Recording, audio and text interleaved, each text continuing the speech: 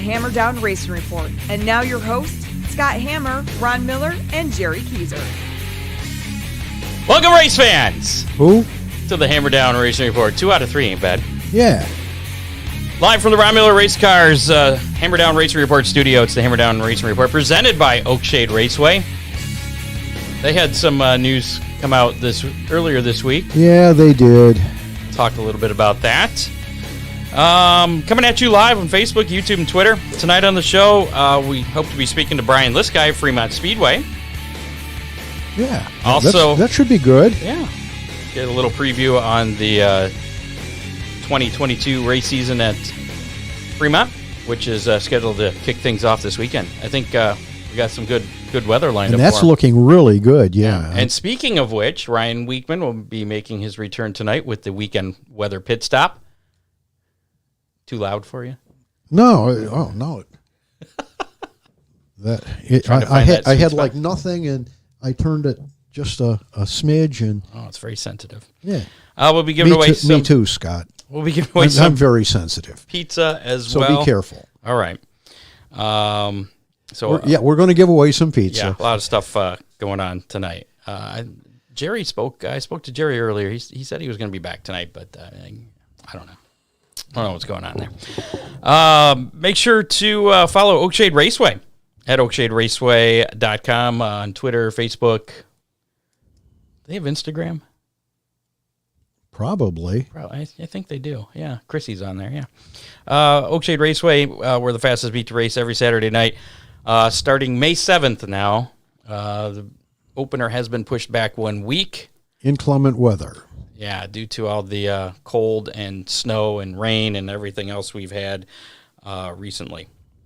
So, so heads up on that. The Bill Reckner Memorial will now be May 7th. And that will have the late models. So it'll be a full show. A full show, yeah. Also, don't forget to check out DominatorRaceProducts.com for hood scoops, nose, tail, and other body panels, wheel covers, bumpers, everything. Rock guards. I went out to his shop, skirting, all kinds of stuff. I went out to his shop on Tuesday, I think it was, and got the tour. It's pretty cool. It is. It's very colorful. It's a very colorful Did shop. You see the big stack of pink noses? I did, actually. Those really get your attention. And he said that I think the pink color's gone up in price for him. What a surprise. Everybody's stuff is going up. Yeah. But make sure to check out DominatorRaceProducts.com or call 419-923-6970. Also available from reputable dealers across the United States, such as Ron Miller Race Cars. Yeah, we love our Dominator products. Do you keep any in stock, or you just order sometimes? Their inventory is so broad that it's really difficult to. You would need a bigger place than what Bentley has to house all that stuff. Also have to give a shout out to Big D's Pizza, Sub, Ribs, Chicken, and more in Clyde, Ohio. 419-547-1444. Call right now, order some pizza, or order the new pizza burger, topped with pizza sauce and pizza cheese. I really want one of those. On a toasted bun. You can also order it. Order BigD'sPizza.com. And just in time, I believe we have Brian Liskai calling in. So let's hammer down Racing Report. Hey, Brian Liskai here. Hey, Brian. Brian, how you doing? Ron Scott I'm Hammer. doing great, guys. How's it going? What's happening? Good. Busy. We're talking racing. What are you busy with? Let's see. Writing the press release for the Brad Doty Classic, working on Fremont Speedway Hall of Fame stuff, and getting ready for this weekend. What happens this weekend? Yeah, what's going on this weekend? Well, we got a doubleheader. The AFCS Attica Fremont Championship Series kicks off tomorrow night at Attica and wraps up the weekend Saturday at Fremont, which kicks open its season. How cool is that to start off Fremont's season with the AFCS? With a big show. Yeah, I tell you what, Dwayne Hancock and the tracks worked hand in hand, and with all the great marketing partners, and they put together a heck of a package. They got a bunch of 4,000 win shows for the 410s, a handful of $1,000 win shows for the 305s, a big point fund for both the 305s and 410s, and some bigger paying series and some bonuses. I tell you what, it's going to be a great season for the local guys. And, with the way the economy is, it's going to be very beneficial for those teams that don't have to travel very far to get 2 good nights of racing in. Well, and that short travel, Brian, that is such a huge deal. We've been talking about it the last couple of weeks, and being able to pay the expenses staying near home, that's going to be huge for you guys. Yeah, all we got to do is get Mother Nature to cooperate, but actually it's kind of worked out with the way the racing tire situation has become. Attica just getting their season kicked off last weekend kind of helps that tire situation a little bit. I was going to ask about that. What is Fremont doing anything about the tire issues? Is there anything they can do? We're looking at it. I know Attica's looking at it. Fremont's looking at it too. I don't know. It's tough to do right now, but I think we could look at something short term, like maybe do something like the All-Stars do, where you run the same tire you qualify on in the feature event to try to cut down on some of that. Honestly, we just need a better product in Hoosier Tire. We need a tire when you put a medium on that you can make 2 nights of racing on. That'd be a big deal. Your truck guys are lucky because they're racing under kind of an open tire rule. It just has to meet the size requirements. So they have their choice of American Racer or Hoosier, and that could help that class. Yeah, I did see American Racer did come out with a letter, though, this week saying they're having experience with the same problems as Hoosier is, getting raw materials and all that other good stuff. I'm going to have a limited supply of the American Racer tires in the first of next week, so hopefully that'll keep the guys happy. Well, there you go. So how are things looking for this weekend's opener at Fremont? Everything ready out there? Have you been out to the track? I have not been out there for a while here, probably about a month, but I know the guys have been working real hard. The weather's kind of cooperating this week. It's supposed to rain a little bit tomorrow morning, which is a blessing, actually, because, that Mother Nature's water is a lot better than that city water when it comes to softness and all that other good stuff. And the weather Saturday looks immaculate in the mid to upper 70s and sunshine. So it's going to be a great way to kick off the 71st season at the track that Action built. Absolutely. Any facility improvements that have gone on during the off season out there? I know they've done a lot of work on the racetrack itself. The concession stands have had some work done to them. The fencing's had some more work done to them. Looking at some options in the pit area and trying to at least make it a little more organized. We have a very tight pit there at Fremont, and when you get 120 cars and the haulers and everything, it gets a little chaotic. So we're looking at ways to kind of alleviate some of that issues. Brought former racer Bobby Dissel on board to kind of act as a race director, and that's going to be a huge load off my shoulders this season. So looking forward to working with Bobby. Brian, I know the tech inspector for the trucks had said at the end of last season that he wouldn't be back. How's that stacking up? Do you know? I have not heard if Bill's going to, I'm assuming Bill's going to be back. I haven't heard otherwise, and he was at our employee meeting a month or two ago, so I'm guessing he's coming back. That sounds great.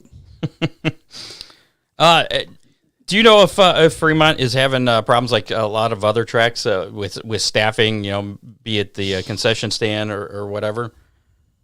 Well, we've been blessed. A family kind of has run our concession stands, the Rupke family. The matriarch, Christina Rupke, who we just inducted in the Hall of Fame here last year. She's 90 plus years old, and her family is all involved in that. In fact, her daughter kind of took over the management of the Attica concession stand. So we've been pretty blessed. We've got some good hard workers, some good kids coming in. The Burmeister family, we got one of their daughters is going to take over running our computer programming on lineups, and another one is coming in to run our scoreboard. So we've been blessed with some good racing families that the kids want to be active in it. And I'll tell you what, I've had 4 or 5 people contact me and a couple contact others on the fair board saying, hey, if you need any help, get a hold of us. And that's a good problem awesome to have. That's exciting. That's really good. Yeah, we were talking to... Go ahead. Go ahead. I was just going to say, we're blessed in Fremont. We really are.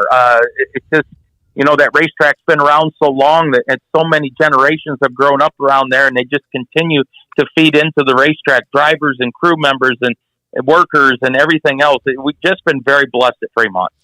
It's not often enough that I get to race there, but Brian, I'll tell you, I really respect the crew that you have in the pits. They're strictly top notch, and they know exactly what they're doing.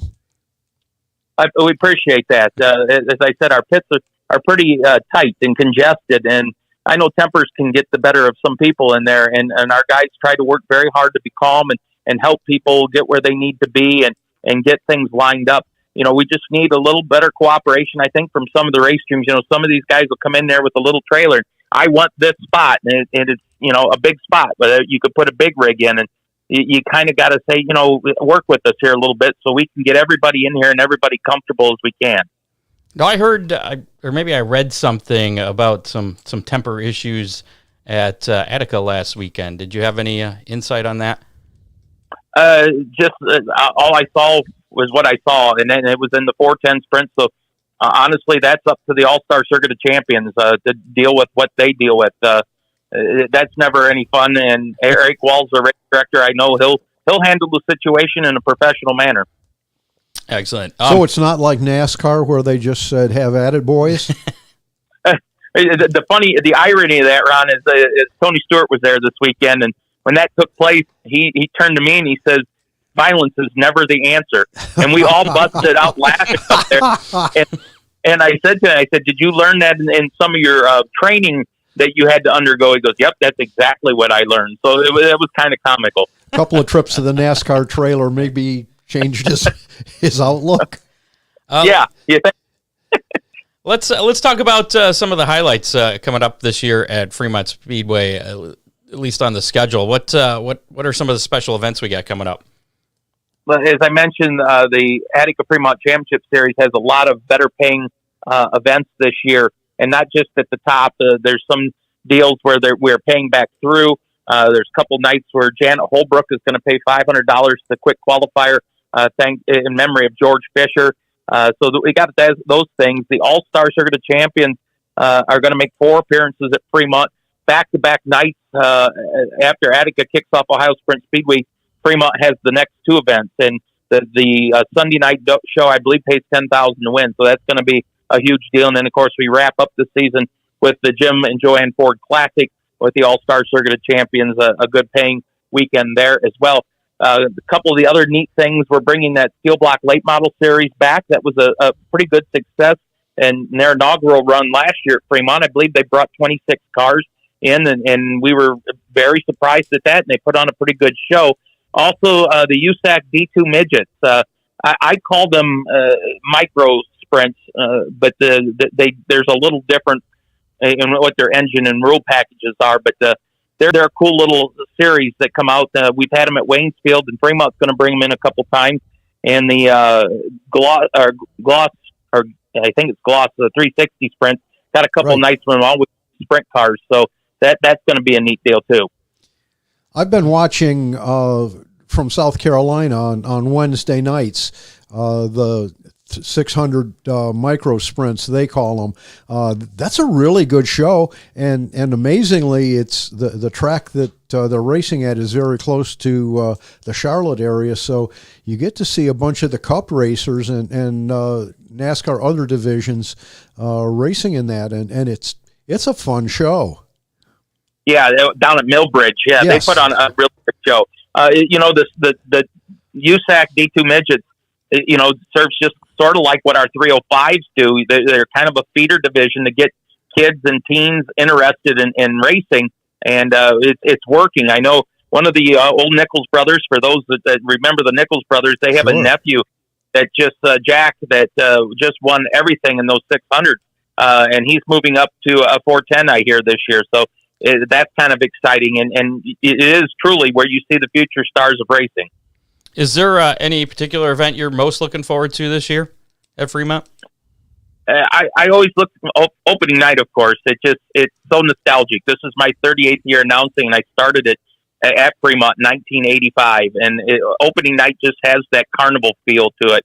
And then the fair race for the 305s, that's always a lot of fun, too, with the fair as the backdrop. And, of course, the all-star shows. But I think every week at Fremont there's a new twist or turn there with the divisions and with the purses. And it's always so much fun to do that. And the dirt trucks, we watched a couple of them guys now that have got 305 sprints this year. And the dirt trucks are going to have new competitors. I think that division for rookie class in the last 2 or 3 years has just been phenomenal. And I look for that to continue this year. Dave Gumby Jr. will be driving a new truck for one of the Keegan family, the P51, and Dave is a family member. So I'm pretty excited about being there Saturday and seeing how that goes. Oh, that's a good car. Corey Ward drove that the last couple of years and had some pretty good finishes in it. So that'll be a good ride for him. Well, it's an all-new truck that we built over the winter, so... So Ron's got a lot invested in it. A lot of blood, sweat, and tears. Now the fair race isn't that typically is on? It's about usually on a Tuesday night, isn't it? Right. That's the opening night of the fair, and usually we run that race to kick off the fair. The weather has not cooperated with that fair race for the last 3, 4, or 5 years. I'm hoping we get blessed with some better weather come the fair this year. I was looking at the schedule here, and it says Monday on it. That's why I was asking. Well, they might have added a date to the fair. They might have added a date to the fair this year, which would be a good thing. All right. Well, that's cool then. Get it off that rainy Tuesday. Yeah, well, maybe that's why we're doing it. They added Monday to get away from the rain on Tuesday. Yeah, I know that's been a big problem in years past. I know you were working Saturday night, so you probably didn't get to see it live, but I'm sure you probably saw clips or at least heard about, the 2019 410 champ Buddy Kofoid's performance in his NASCAR truck debut at Bristol this past weekend. Did you happen to see any of that or hear about that? I got to see some of the highlights of it. It doesn't surprise me. I know it surprised some of the people down in NASCAR country, but watching Buddy grow up around here and watching what he's done in USAC in the midgets and everything he's climbed in, his run there it was impressive, but it didn't surprise me any. I expect some big things from Buddy Kofoid. And he got caught up in somebody else's. I think he did that on it. But anyway, so for those that didn't see that, he had to start at the back, and he worked his way up through the field and was up to third with 10 laps to go, maybe just over that when he spun trying to do a crossover move. But, I was actually yelling at the TV watching that. It's like, come on, buddy, get back up there. Don't let him by. So that was pretty cool. I think you're going to see him on Sunday pretty soon. I don't think it's going to be long. Well, and he's certainly hooked up with a good team for his first outing in a truck. And the young man has a great personality. They did a kind of a neat little video to hype it up going into that race. And he had a great sense of humor in that. And we need kind of more of that in NASCAR. We've seen the quote unquote personalities, but I think we need some young guys with personalities up there. Absolutely. Who are some drivers to watch this year at Fremont in all three classes? Well, the 410s, the typical cast of characters, DJ Poos in that Burmeister car, defending track champion, had 7 wins there last year. They're going to be tough, as always. Cole Macedo really stepped up towards the last half of the season in that Ray Brooks Racing 18. He's going to be something to be reckoned with. I think we're going to see some new cars coming on a weekly occurrence to Fremont this year, and that's going to be a real interesting run. You still got the Stuart Brubakers and the Dwayne Zablockies and the Travis Philos and those guys doing very well. But I look for some new teams coming into the area because of the AFCS and the good money that's going to be up there. The 305, again, the regular cast of characters with defending track champion Matt Foose. You're going to have Jamie Miller and Paul Weaver, of course.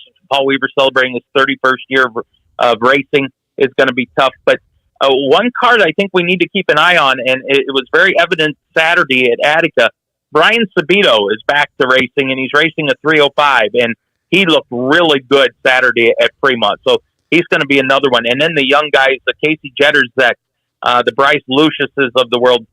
What a crop we had last year of teenagers in the 305 division. Dirt trucks, I think you're going to see. It's going to be the Sean Valenti, Corey McCoy kind of show going on. Jamie Miller won a lot of races in his dirt truck. I think it's going to be expanded. Instead of 3 or 4 guys that could win every week, I think that's going to expand to 6 or 8 guys that could win each week. And I agree with you on that. I know that there's 4 trucks that are out of my shop, a couple, 3 more that are out of Craig Dipman's shop.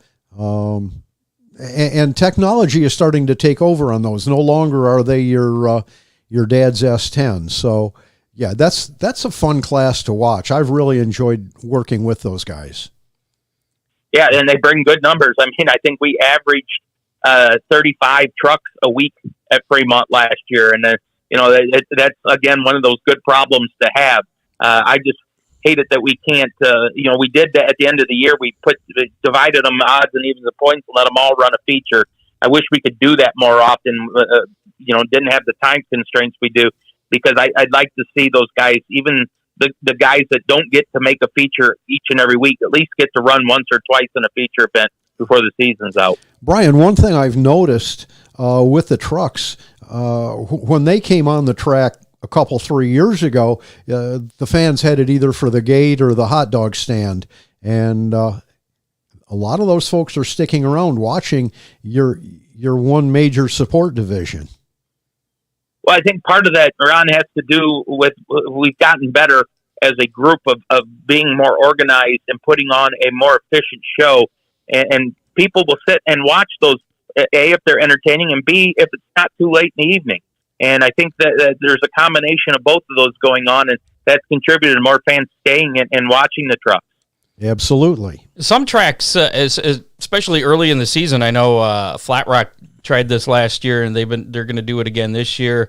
Montpelier, Indiana was going to do this starting earlier in the day for that reason, to get early people, season races. Yeah, for the early season races, but to get people out there early. Is that something that's ever been discussed with Fremont?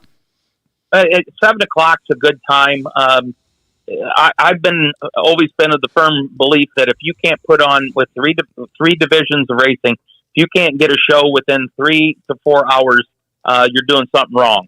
And that's our goal. We try to get a show within 3 to 4 hours, and last year we did a pretty good job of doing that. And again, a lot of cooperation from the race teams helped that situation. But getting started to it, it's a fine line, especially when you get into July, and end of June, and early July and August, when that sun is sitting there baking on that racetrack. And you go further west, you get out to Knoxville, Iowa. They don't let a car on the racetrack till the sun goes down. Well, and Flat Rock is just starting early, just through the month of May, and they don't have to worry about the asphalt drying out. No, I think they like that sometimes.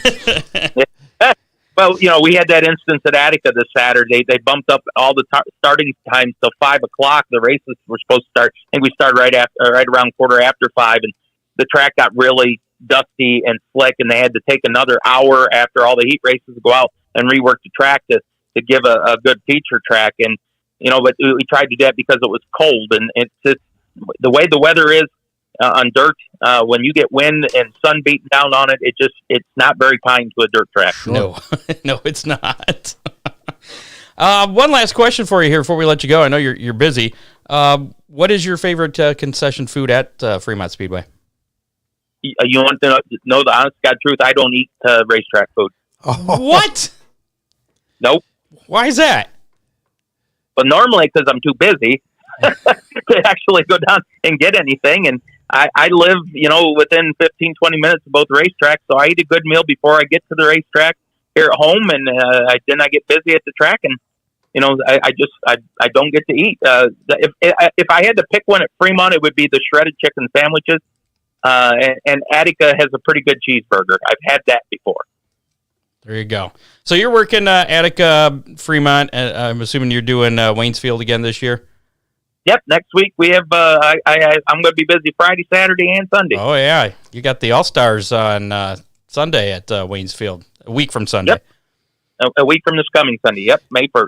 Stay healthy. Don't get that cold bug that's going around because it destroys your voice.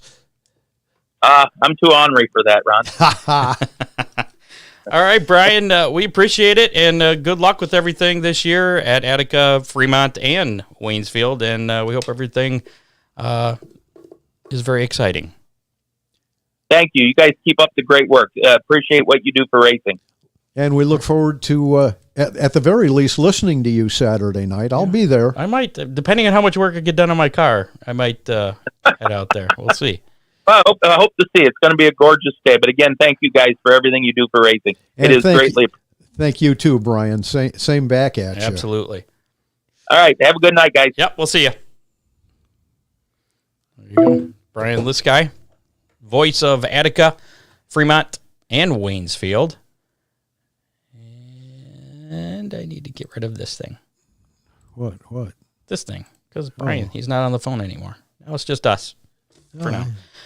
Speaking of the weather, I mentioned earlier, Ryan Weekman's going to be back tonight with that weekend weather pit stop, and you'll like the Saturday and, the Saturday stuff, because that's pretty much all we have going on this weekend other than Friday. Friday's a little iffy, but he touches on that, and it's positive.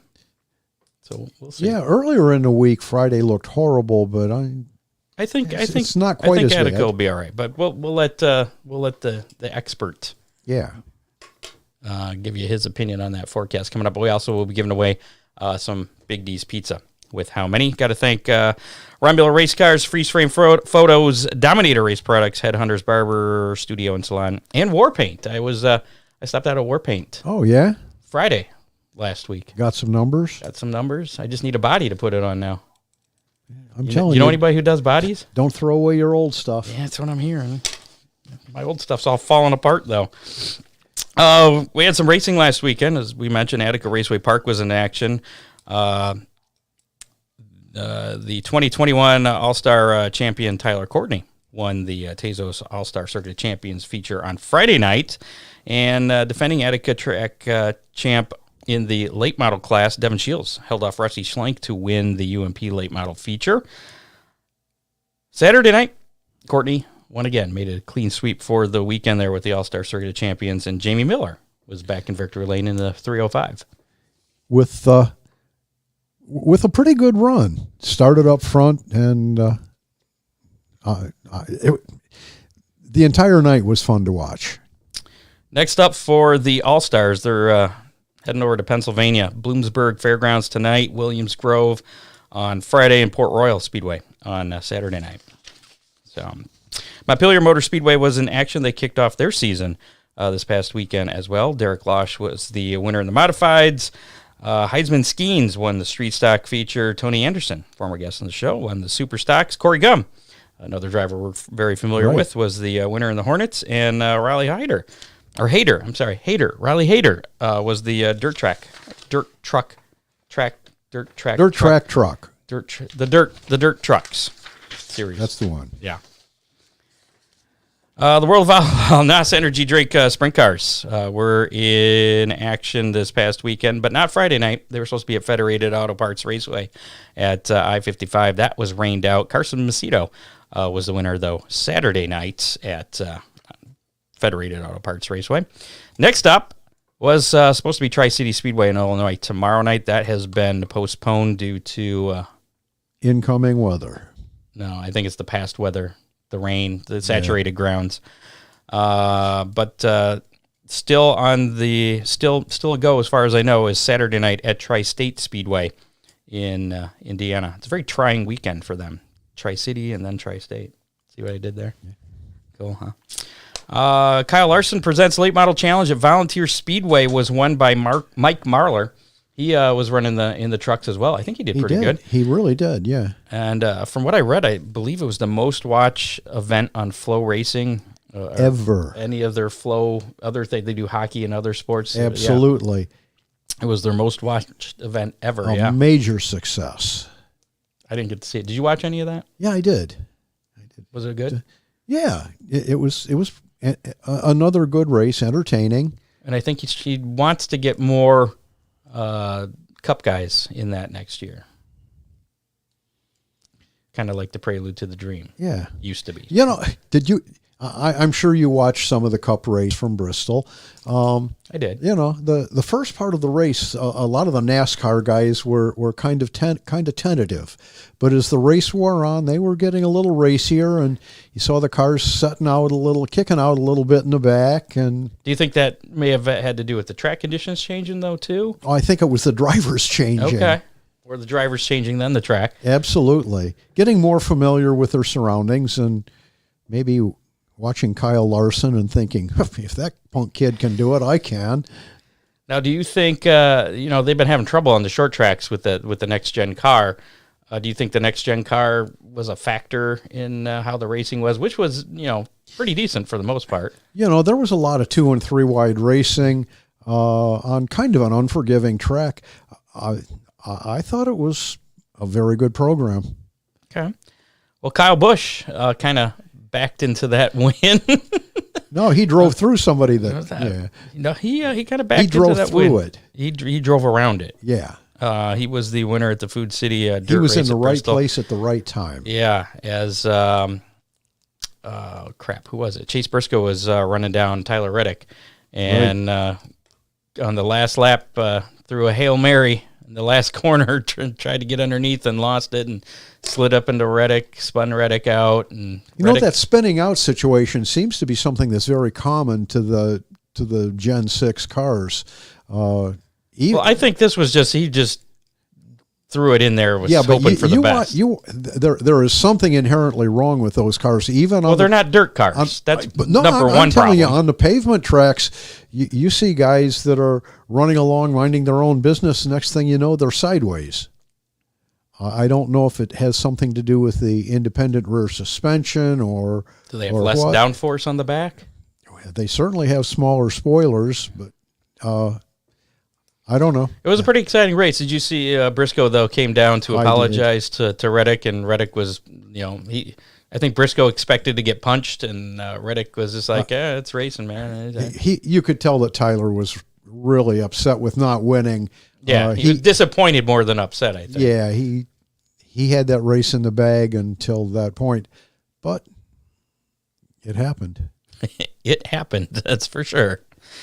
Next up for the Cup Series is the Geico 500 at Talladega Super Speedway. That'll be Sunday at 3 o'clock on Fox, and Dale Jr. is going to join Mike Joy and Clint Boyer in the broadcast booth for that. I don't know how that came about, but because Dale Jr. is contracted to work for NBC, but I guess they said, all right, sure, because we're not covering races yet, go ahead. All's fair in love and war and motor racing, I guess. So that's going to be kind of a challenge for those guys, I think, going from probably the slowest track in NASCAR to the fastest track. And hopefully they didn't learn too much about setting the cars up and going sideways in the corners. No, that could be a problem. That won't work at Talladega. No. The trucks in action on Saturday. Ben Rhodes was the winner of the Pinty's truck race on dirt at Bristol. And as we mentioned before, Buddy had started at the tail of the field, worked his way up during the race up to third. And was headed to the front. And he was on a move, yeah. Unfortunately, spun there near the end, had to go back, finished further back in the running order. Next up for the Truck Series, the Dead on Tools 200 at Darlington. That's going to be in a couple weeks, Friday, May 6th at 7:30 on Fox Sports 1. I got some racing news to cover before we get to our pizza giveaway. Racing news on our show? Weird, I know. Before we get to that, though, make sure to contact Freeze Frame Photos for all your racing photo needs, from action shots to victory lane. They have all your favorite drivers. Also, special photo shoots, they can do those. Just call Charlie, set up an appointment. His number's 419-476-9978. And they also have all those special gift items, calendars, can koozies, a whole bunch of custom items you can get basically based off of any picture that they have. And if you've got your car looking really, really good, now's the time to call. Yeah, my car does not look good, so I'm sorry, Charlie, not yet, but soon. Eventually, we'll be getting it to Ron Miller Race Cars over there in Lambertville, Michigan. 734-856-7223. That's 856-RACE. He's got race cars, parts, safety equipment, service, everything a racer needs. He's very busy, though, so don't call him yet. Not right now. Wait until he gets done with my car, and then you can call him. Yeah, well, Ornery Don's under the weather again, so Is he? it's kind of put a... I know, It's slowed us down a bit. I can understand. You're pretty busy. Yeah. We like it that way. I'm glad that you could make time to do the show, though. Always. All right. 230. How many? Oh, that's right. I've kind of stopped saying that, didn't I? This is, no, we're 227. 220. Oh, nearly 230. Yeah. Show number 227. Larry McReynolds he's not really coming out of retirement. He's coming out of hiatus, I guess, because he never said he retired. He's going to be the crew chief for Jeffrey Earnhardt this weekend at Dega. He's running for Richard Childress in the number 3 in the Xfinity race. Oh, all right. So kind of a throwback weekend for them. Did you hear about North Wilkesboro? I see that they've got some races scheduled. They do indeed. It's going to be brought back to life later this year with both asphalt and dirt racing. In August, pavement short track races will take to the track. They'll be running on the existing race surface. Directly after that event, the track officials will tear up the old pavement. They'll shape the dirt underneath, and I'm a little concerned about that. Wouldn't there be stones and rocks in that dirt underneath of there? It's been so long since it's been paved. Who knows? But they're going to put on a dirt racing show on the dirt there at North Wilkesboro. That's going to take place in October of this year. And then after the dirt race, they're going to put new pavement on the track and hopefully lure a NASCAR Truck Series event, maybe ARCA, some other series. Sure. Yeah. The following classes are going to be run on the old North Wilkesboro pavement in August. They're going to have super late models, pro late models, limited late models. It's a lot of late models. Modifieds, late model stocks. How are those different than late models? Street stocks and Hornets. So, okay. Those are the asphalt classes they're going to have in August. The classes they're going to have for the dirt in October include super late models, 410 sprint cars, big block modifieds, regular modified, street stocks, 602 crate late models, 604 crate late models, stock cars, and Hornets. So they should have a bunch of cars. A little bit of everything there. Yeah. Hopefully they don't run it all in one day. Ken Schrader is going to be returning to Toledo Speedway for the school bus figure 8 once again. That'll be taking place on May 15th. I believe he made his debut. Was it last year? Yeah. Why does it seem like it was 2 years ago? They didn't race 2 years ago because that would have been the pandemic. Yeah, I guess it was a year ago. And then he came back and ran another race later in the year with the. I guess he had so much fun. Yep, had a great time. in the school bus. That was pretty fun. So he'll be back for that.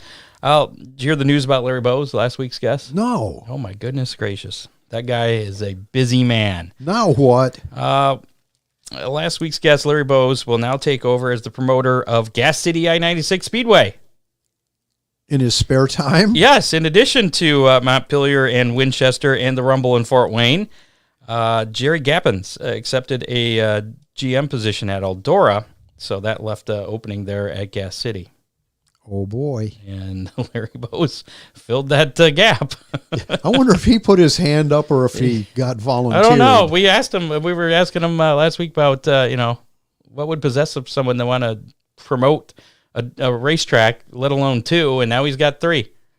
Or 4. Four of the event with the Rumble. So, right. Yeah. And the go-karts and, yeah. Yeah, he's a busy guy. I don't know when he's going to sleep. IndyCar announced they will continue to use the Dallara DW12 chassis until at least 2024 when the new hybrid engines go live. Oh, boy. And I figured you'd be excited about that. The DW12 chassis has been in use since 2012. So, pretty good. So, the Indy cars are really going to have a charging lane? Well, it's a hybrid, so I'm guessing. Don't the hybrids charge based off the gas? Regenerative braking? I don't know. I don't know how that works. I don't have a hybrid. We're going to have to do more homework on that one, Scott. Well, we'll send Dave. Dave's going to do some more investigative reporting. He did some investigative reporting for tonight's Hammer Down Hotline call that we have. Really? Yeah. I think he came back with like 3 sentences, but that was his he did some investigative reporting. We'll get into that a little later. Yeah, real soon, actually. Oh, all right. Bristol confirmed shortly after this past weekend's NASCAR action on the dirt that the dirt will be returning for a 3rd consecutive year, be back in 2023.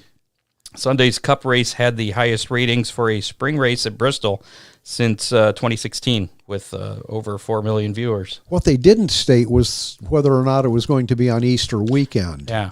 I didn't see that. I think that kind of helped, though, because there wasn't a lot of competition. There wasn't a lot of other sporting events. I think the USFL was trying to get going this weekend. Grandstand attendance looked pretty sparse. Spotty, but it looked better than it has in years past. Yeah, but it wasn't the TV ratings were just through the roof.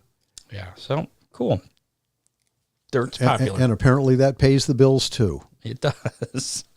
The Great Lakes Super Sprints will be taking over the National Racing Alliance 360 Sprint Car Series, the NRA Sprints. Right. You heard about that? Gloss and NRA will be one and the same. Pretty much, yeah. It kind of reminds me of my work, where we're merging with another company. Yeah.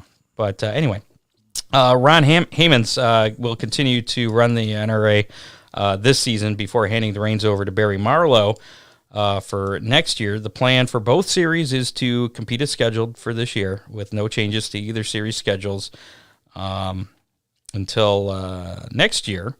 There could be a North and South division with some combined races. Well, that could be pretty cool. The GLSS, the Great Lakes Super Sprints, 360 Sprints as well. So I don't know if the rules are any different between ARCA the two series. does that with their East and West, yeah. and then the main Menard series. Sure. It's GLS proper, and then GLS North and GLSS South. We'll have to talk to Barry Great Lakes about this Outlaw Super Sprints. So it's Gloss, right? No, it's GL Super Sprints. Okay. Just GLSS. You can put an O in there if you want. You can put an A in there, and then they'd be Glass. Automatic Super Sprints? I don't know. Read some more, Scott. The GLSS event, I believe they're supposed to kick off their season tomorrow night at I-96. That has been canceled due to rain and wet conditions up there. A lot of tracks have thrown in the towel for this weekend because of the rain and snow from earlier this week. Oakshade Raceway, as we mentioned, has postponed their season opener to May 7th due to the overabundance of rain and cold temperatures this spring. So give the track officials a little extra. Not too disappointed. No, it gives track officials a little extra time to get the track ready, and gives Scott a little extra time to get his car ready. Yeah. So that works out well for everybody. Finally, we'll do this as a last story. It's only a story because I have my questioning why this is a story, but the balloon launch before the Indy 500 has been canceled. The move appears to be due to environmental concerns. Why is that a story? I saw several different articles about that. Yeah. Does anybody I filed that under? Who cares? Or darn. Somebody does, and that's the problem. One thing I saw this afternoon at BAPS Motor Speedway, right? They have a sign up that says no video recording, no video recording or live video streaming, or you'll be kicked out. I know a lot of tracks years ago, even Oakshade had a policy, no recording races. That was before, I think that was before smartphones, really, where people would come out with cameras and record the races. And I think that was liability issues. I don't know what the issues were with that, but then once smartphones became mainstream and popularized, you couldn't really fight it anymore. And today's smartphones are every bit as good as the cameras that they were using 5 or 6 years now ago. And now you can do it live streaming things. Right. And if you don't, what's your thoughts on that? I think it helps promote the track. I was gonna go to the track, but Brian's he's gonna be live streaming, so I'm just gonna stay home and watch his live stream.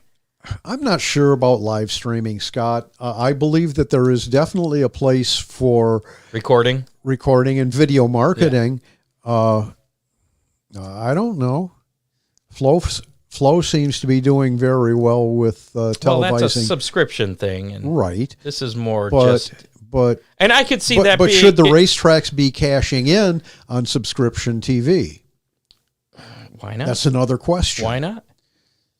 I mean, that's another revenue stream for them, and Oh, maybe they could put that absolutely. money into the payouts. And obviously, it paid big dividends for Bristol because the grandstands were again Empty just for the- horrible You're talking about the. for the Cup race at Bristol. Well, I thought you were talking about the events they had before that with the late models. Yeah, well, and that was really terrible. But It almost looked like they weren't letting people into the yeah, stands. it looked like it was like the during the middle pandemic. of the pandemic. Yeah. Absolutely. But the TV rights, the streaming. Well, in that case, if BAPS, and I don't know if they do or don't, a lot of tracks, Attica has, who do they have? Is it Dirt on Dirt? Dirt Vision. Dirt Vision. They have those agreements, and that's kind of a conflict then if somebody's, streaming it for free for their Right. friends where, it's kind of taking money out of the track's pocket and out of Dirt Vision's pocket. Well, as and racing,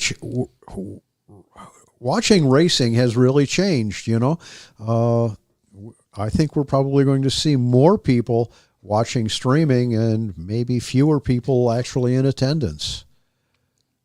Why is that? No dirt in your beer. But that adds flavor. Well, I know. What do you guys think out there? Call our Hammer Down hotline. Let us know. 419-318-3081. That's 419-318-3081. You don't have to do it now. After the show's over, we'll remind you that phone number again. But call. I'd be interested to get Yeah, is streaming a Is good streaming, live streaming? There's actually Right. there's two issues, I guess. There's what do you think about live streaming? Absolutely. At the track, the races, or recording for maybe upload to YouTube later. That's like I do. I put my in-car Right. stuff up on there later. Let us know your thoughts on that, and then if there is an agreement like Attica has with Dirt Vision, where that's kind of a conflict, then I kind of see that that makes sense. No streaming, but maybe you can record just for your personal use. Yeah, but don't That's put my it on the opinion. internet, maybe. I don't know. There you go. 419-318-3081. And if you forget, Discuss amongst yourselves. Yep, that phone number is on our webpage. And HammerdownRacingReport.com. Yep, There you go. and it's on our Facebook page, too. I think you're right. It does. All right. How about we play How Many? Chance to win a Big D's Pizza. Last week's How Many was how many 410 sprints would be in competition Saturday night at Attica. Who was the in-studio winner, Scott? The guy that has more years than myself. Mr. Ron Miller was closest there. You guessed 31. So I guessed less than that. But the actual number was 46. Yeah. They had quite a Well, big and I probably would have guessed higher. 42. You just guessed off of my 30. Well, yeah, I knew there was going to be more than 30. Okay. So our winner was former Oakshade Raceway flagman, didn't he work at Butler too? The flagman? He did. Too? I think so, yeah. And probably several other places. Matt Swander was our winner.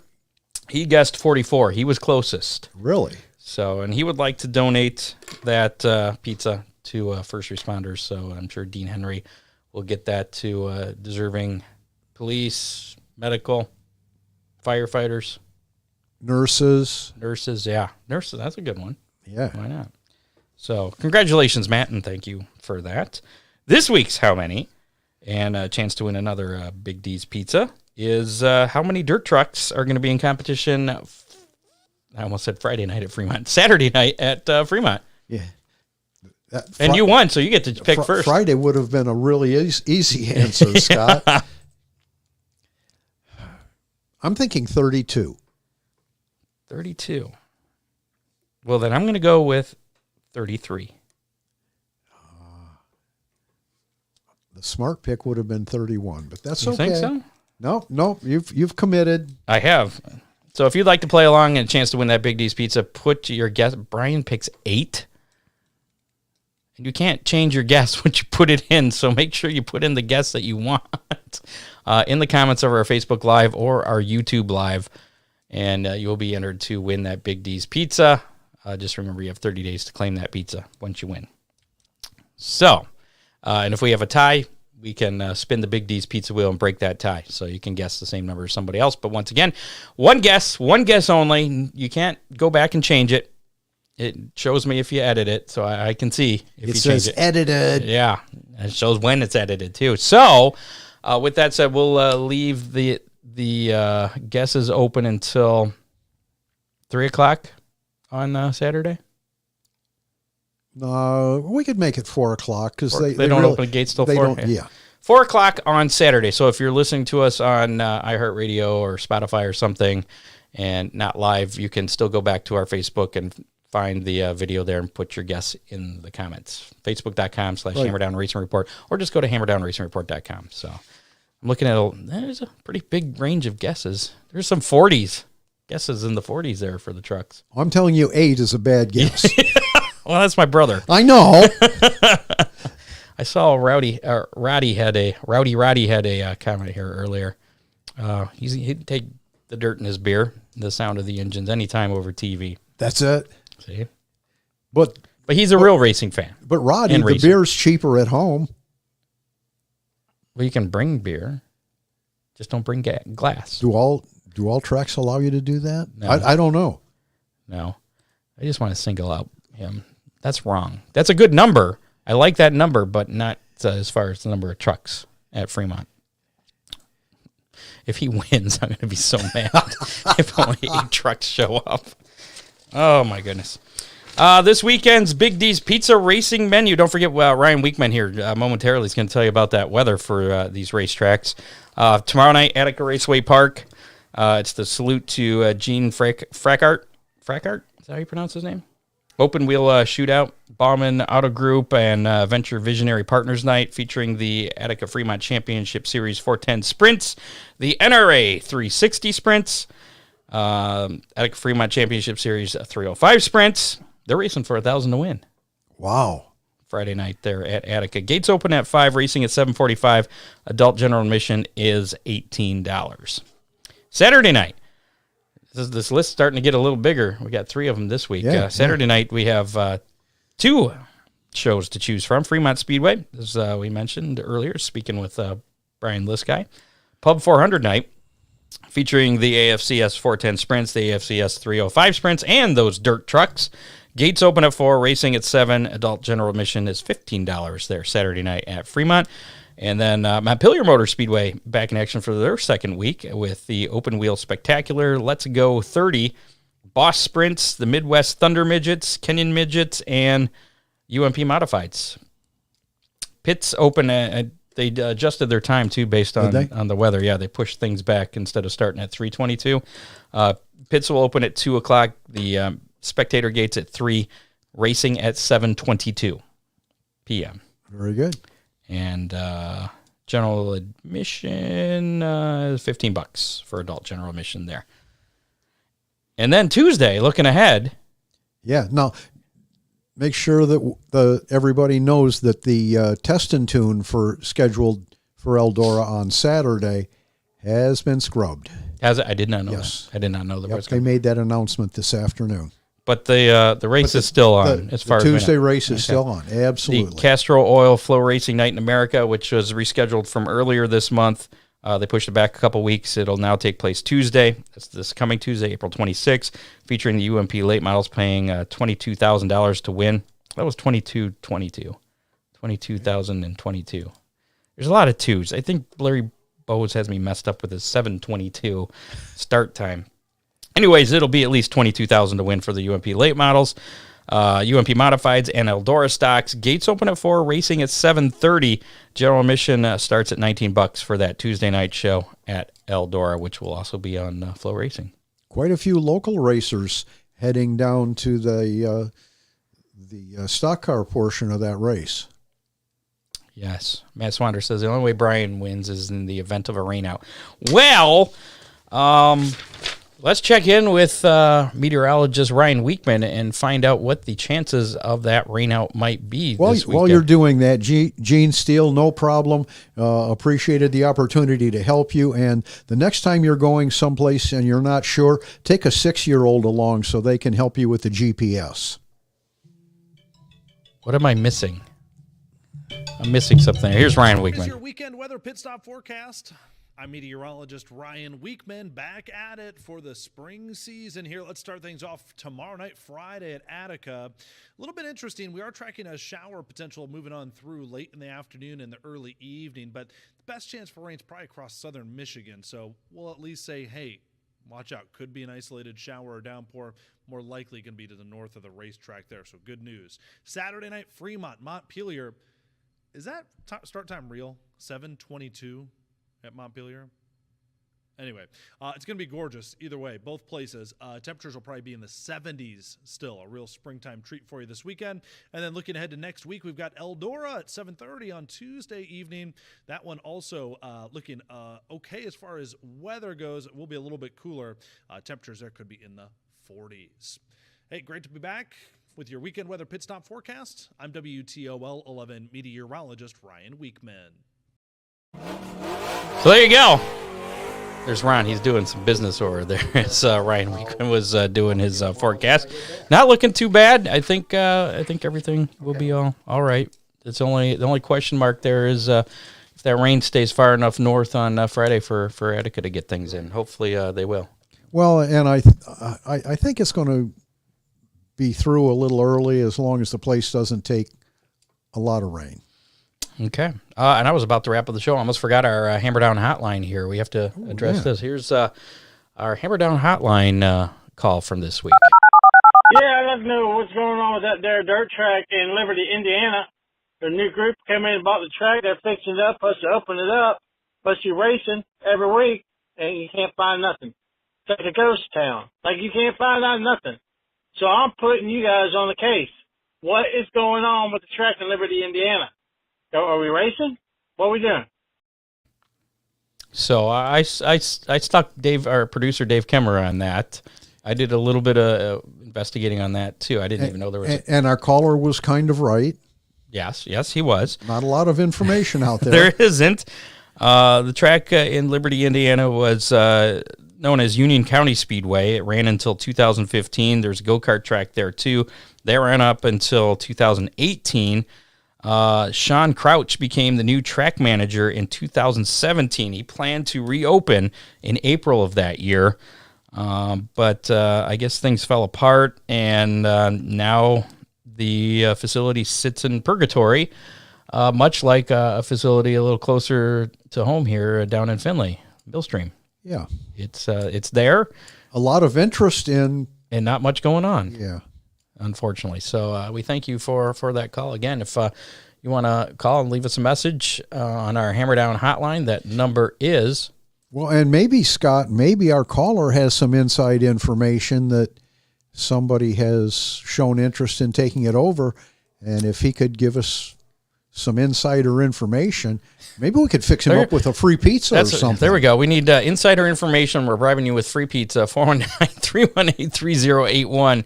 419-318-3081. Call that anytime, day or night. It's the Hammer Down hotline. If you know anything about Union County Speedway, let us know. Yeah, and also want to know your opinions on the recording, video recording or live streaming of absolutely. Racetrack.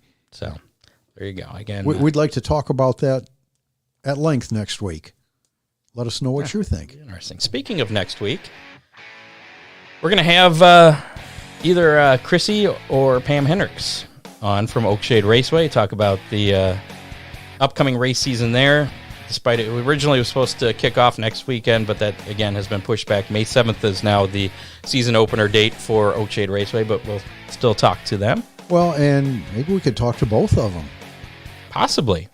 I know Chrissy's been under the weather a little bit. She's been under the weather, and a lot of talking is tough on her, but she's always got a lot of good information. So yes, she does. And then 2 weeks from tonight, we will have our Flat Rock, Toledo, and Lima Land preview. We're going to have Scott Schultz. Oh, by the way, he said hi. All right. And he says, "Is that old guy still talking?" Yeah, he is. Scott Schultz will join us about Toledo and Flat Rock. And Jerry is going to be our guest to talk about Lima Land.